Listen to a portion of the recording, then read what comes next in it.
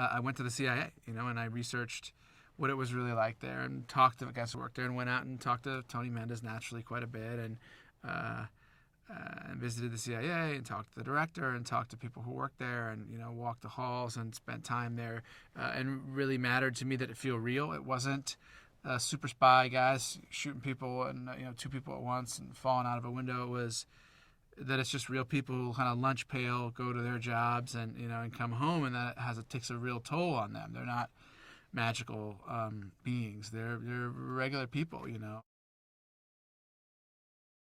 Tony Mendez is a guy who works as doing exfiltrations mostly, which is getting people out of places safely. That assets of the U.S. government, people that we care about. They might be informants, they might be agents, whoever they are. When we need to move people around, we use these exfiltration people. And he also does disguise, and some forgeries and that kind of thing.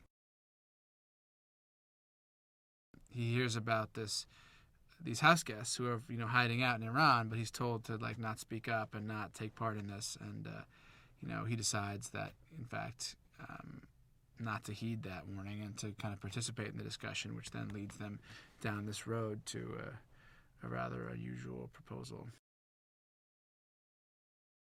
Tony Mendez had this idea that because he was friends with a makeup artist named John Chambers, and he'd seen all these goofy special effects and space makeup movies and stuff, that was a viable idea, that this was something people did. They took location trips, and that movie crews traveled around, and it's something no one else would have thought of, and it's probably something that was too out there. You wouldn't imagine someone would use that idea as a cover because it was so outrageous. Well, John is for one thing was right for the movie just because he's such a good actor. I mean, if you look at all the scope and the depth of the stuff that he's done as an actor, from the purely comic stuff to the Coen Brothers stuff. I mean, look at Barton Fink. It's an incredible performance. That was 20 years ago plus. And he's been keeping up that level of work since. He just is somebody who you respect, you take seriously, can also be funny, and who also has a tremendous gift for subtlety and nuance. Not to mention, he looked just like the guy. I mean, you see at the end these photos we hold up, and he's very, very similar to the real Chambers. Alan Arkin was the first choice from the beginning because he's so funny. He's always real. He has this kind of integrity. He's such a good actor.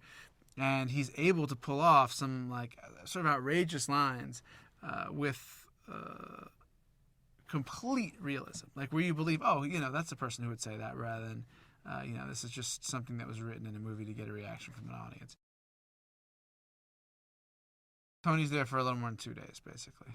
He just has to get there, do what he has to do in terms of establishing credibility and leave. They're waylaid another day because the Ministry of Culture and Guidance approves their location scout and says that they need to come down to the bazaar where they're claiming that they want to shoot and scout.